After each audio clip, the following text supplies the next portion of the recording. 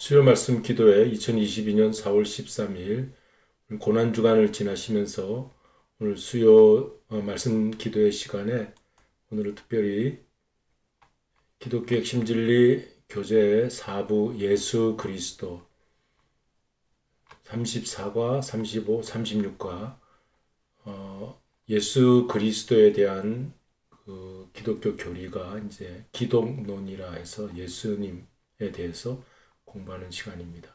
그동안 우리는 성경이 무엇인가에 대해서 그래서 계시에 대한 말씀 그리고 하나님 신론 이렇게 공부했고요. 이제 기독론 공부하는 그런 가운데 낮아지신 예수님 그리고 높아지신 그리스도 그래서 지난주는 승천까지 우리가 말씀 공부를 했습니다. 오늘은 중보자 되신 예수 그리스도 그리고 그리스도의 세 가지 사역 예수님의 호칭으로 기독론 교리 공부 시간을 마치도록 하겠습니다. 먼저 성경 말씀 보시면 중보자 예수에 대한 말씀은 로마서 8장 34절 대표적으로 이렇게 나온 말씀이니까 우리 찾아 읽겠습니다. 누가 정죄하리요 죽으실 뿐 아니라 다시 살아나신 이는 그리스도 예수시니 하나님 우편에 계신 자요 우리를 위하여 간구하시는 자시니라. 이제 중보자 되신 예수님에 대한 성경 그 본문 말씀인데 우편에 계신 자, 간구하시는 자가 중보자의 모습을 보여주고 있습니다. 디모데전서 2장 5절은 하나님은 한 분이시요 또 하나님과 사람 사이에 중보도 한 분이시니 그 사람이신 그리스도 예수라. 하나님과 사람 사이에 화해 중보하시는 분이 예수시다는 대표적인 성경 본문이 되겠습니다.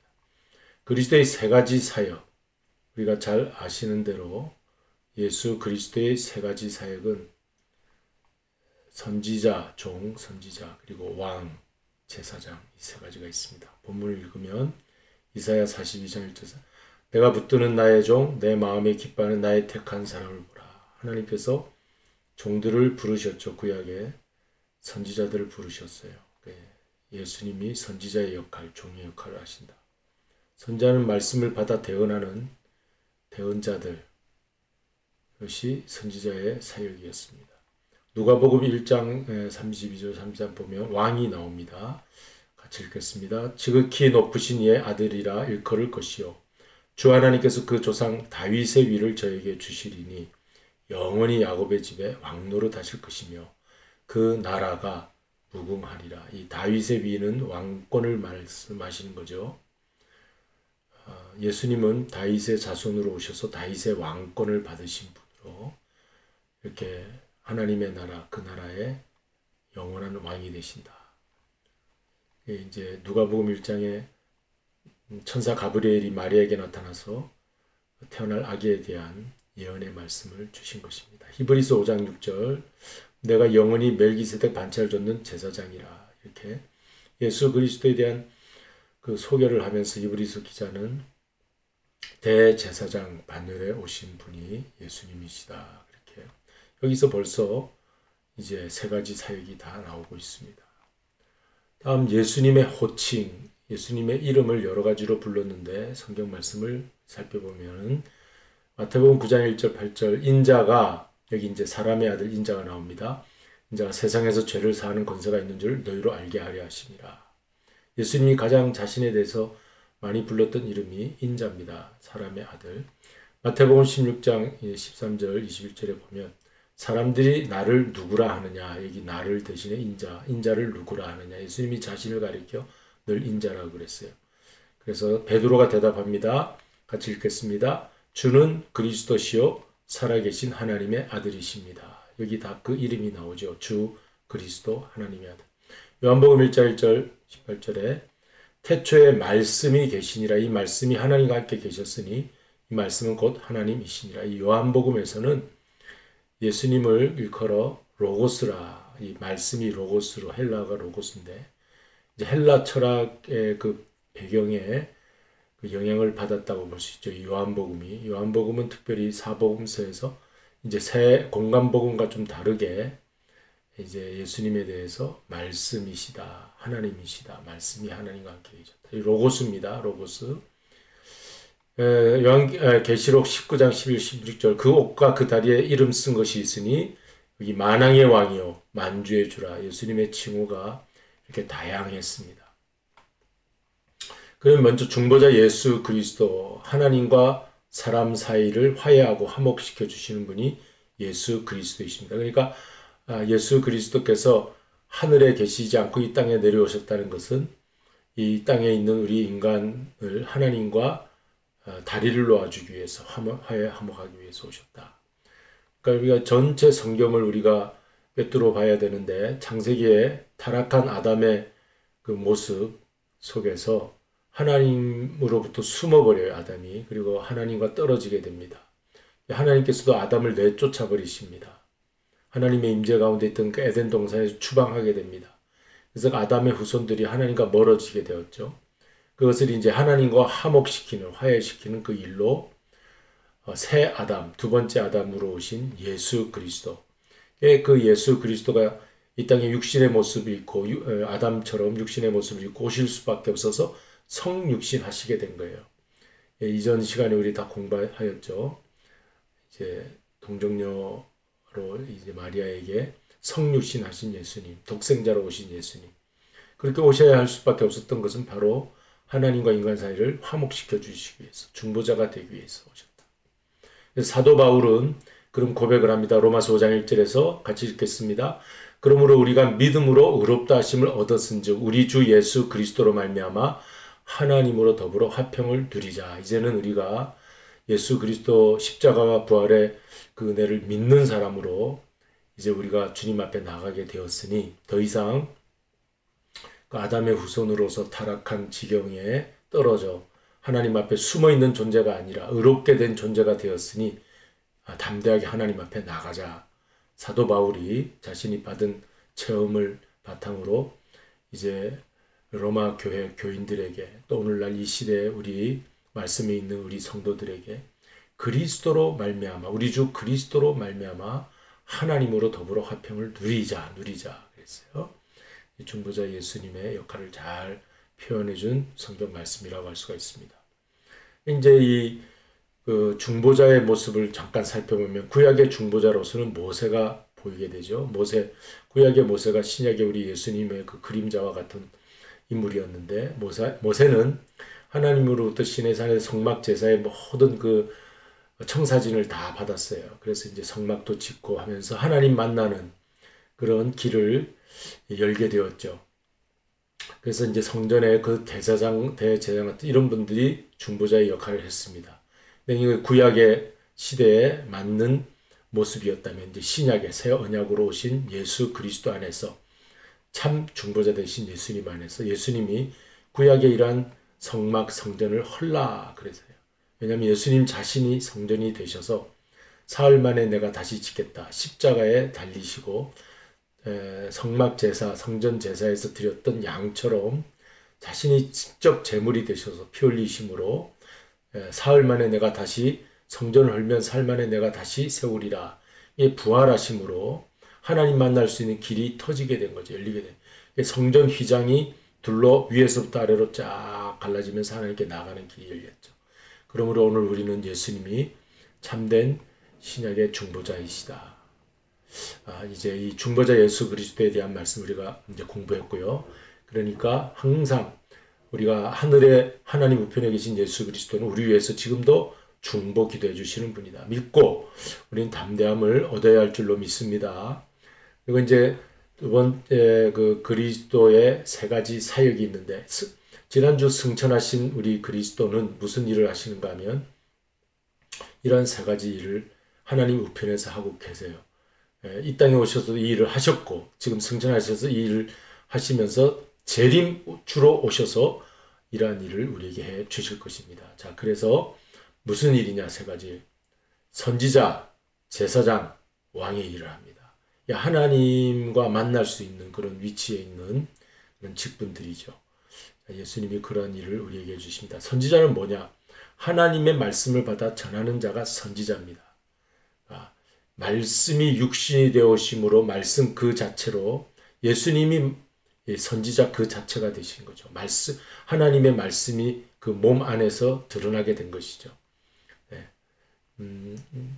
선지자 사역을 하시는 거고, 그 다음에 제사장은 하나님과 백성 사이에 그 제물을 하나님께 드리고 하는 그런 일이 제사장 일 아닙니까? 근데 자신이 백성을 대신하여 하나님께 직접 제사 드리는 자로 어린 양 제물이 되어서 대제사장이며 자신이 또한 제물이 되셔서 하나님께 나아가는 길을 열어주시는 그런 분이셨다. 이 히브리서 기자가 그렇게 다 얘기하고 있죠.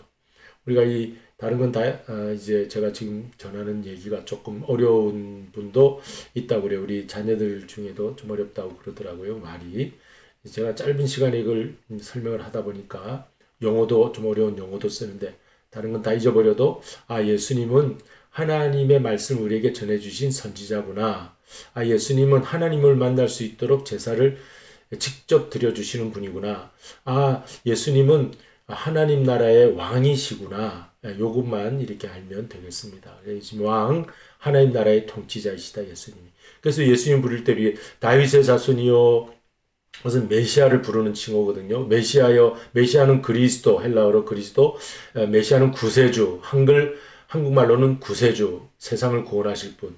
하나님 나라의 백성들을 다 인도하셔서 왕으로 통치하시는 분. 그러니까 여러분, 우리는 이 하나님 나라의 백성 된 것을 기뻐하면서 우리가 살아야 할 줄로 믿습니다.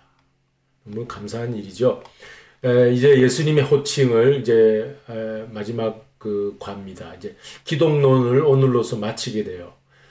정말 우리가 기독교 그 교리 핵심 진리를 공부하는 이 시간인데 그동안 계시, 성경에 대해서 성경론이라고 그러죠. 그다음에 하나님에 대해서 그 신론이라고 그러죠.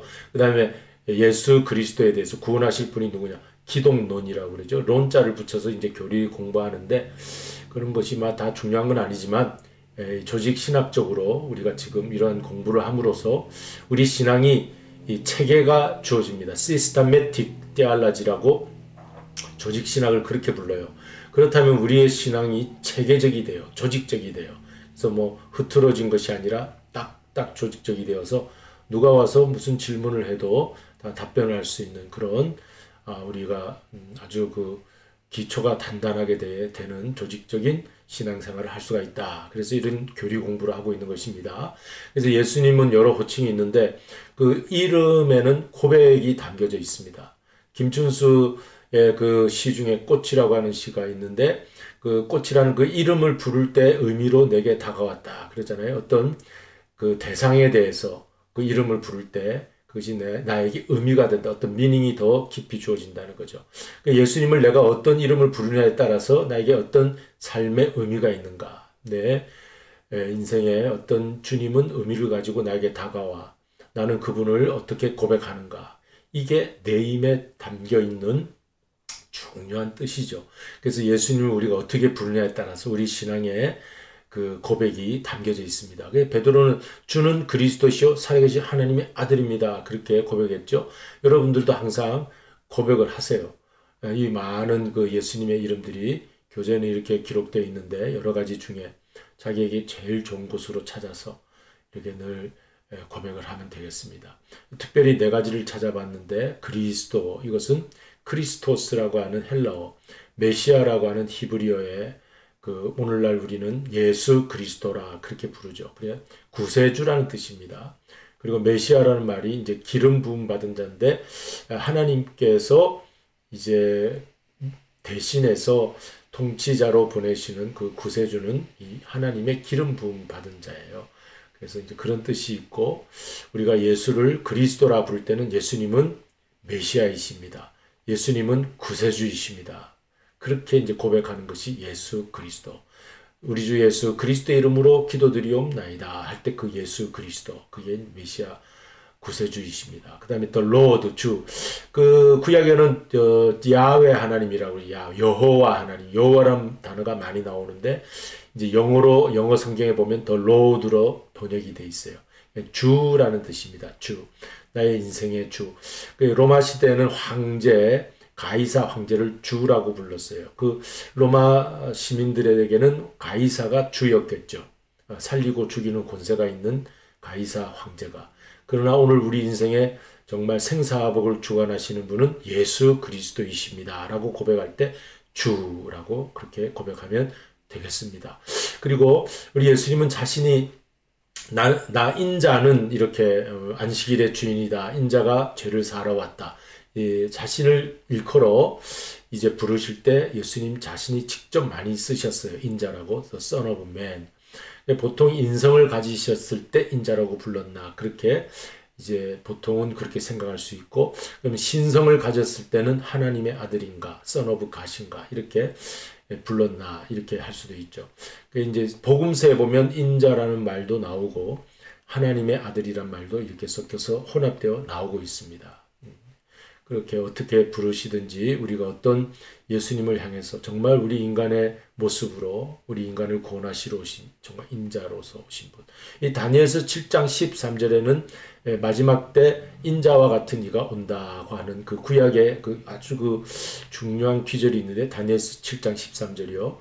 근데 그것이 이제 발전해서 신약 복음서에 와서 그분이 다니엘이 예언한 그분이 바로 예수 그리스도다 했을 때 그 인자라는 말을 쓰게 됐고, 이제 누가복음에는 주로 하나님의 아들이란 말이 많이 기록되어 있고요. 마가복음에는 인자라는 말이 많이 기록되어 있어요. 복음서마다 그게 좀 달라요.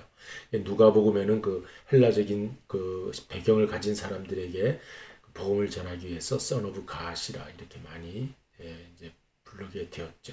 어쨌든 인성과 신성을 가지신 분 그렇게 이해를 해도 되고요. 둘 다 이제 하나님적인 권위를 가지시고 우리를 만나주시는 분이다. 그런 뜻으로 이제 부르면 되겠습니다. 그리고 요한복음에서는 말씀이라고 돼 있어요. 예수님을 이렇게 어떤 그 말씀이라고 로고스라는 말이 더 와 닿았던 것 같아요. 그 당시 사람들에게. 그래서 이렇게 로고스라 그렇게 불렀죠. 다른 한자 성경에는 뭐 진리, 도 이렇게 불렀지만 오늘 우리는 말씀이라고 부르고 있습니다.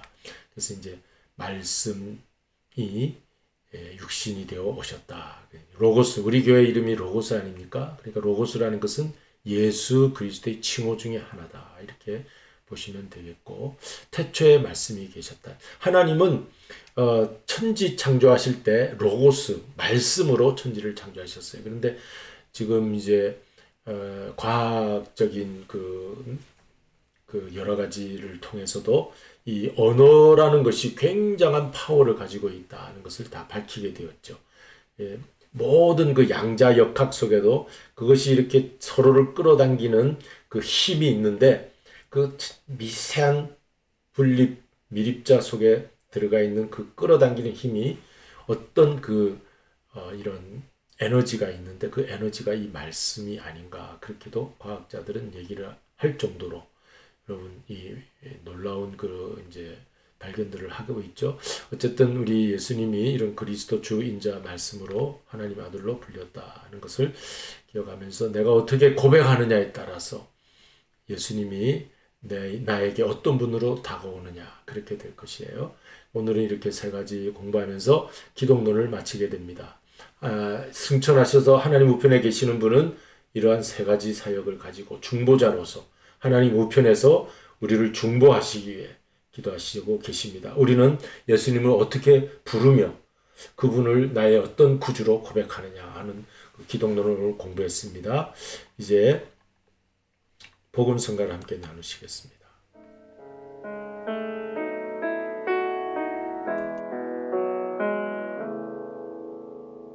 예수 가장 귀한 그 이름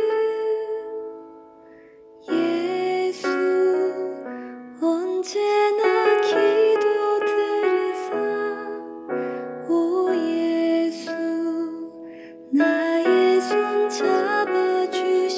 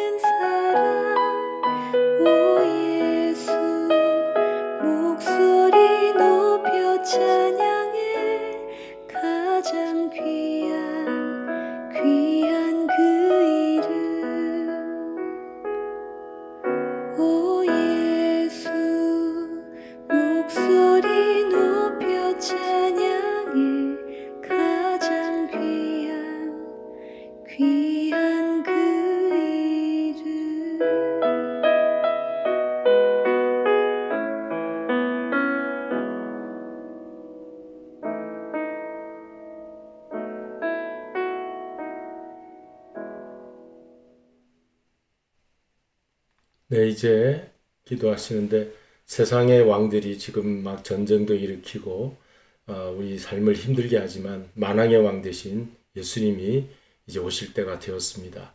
그래서 우리는 소망을 가지고 주님을 기다리는 재림신앙의 우리 성도들이 다 되어야겠습니다. 기도하십니다. 감사하신 주님, 이제 주님의 말씀을 우리가 함께 나누었습니다. 이제 우리 예수님 어떤 분이신지 잘 깨닫고 또 주님을 기다리는 말세 성도들이 되게 하여 주옵소서.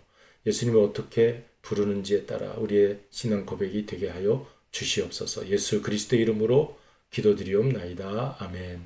하늘에 계신 우리 아버지, 아버지의 이름을 거룩하게 하시며 아버지의 나라가 오게 하시며 아버지의 뜻이 하늘에서와 같이 땅에서도 이루어지게 하소서.